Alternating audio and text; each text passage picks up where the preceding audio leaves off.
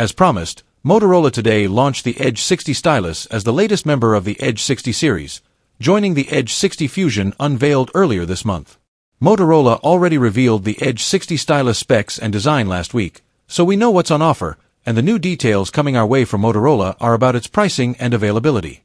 The Motorola Edge 60 Stylus comes in a single 8GB per 256GB version priced at 22,999 Indian rupees, $270/Euro 235, which will go on sale in India starting April 23 through Motorola's official Indian website, Flipkart, and leading retail stores, including Reliance Digital.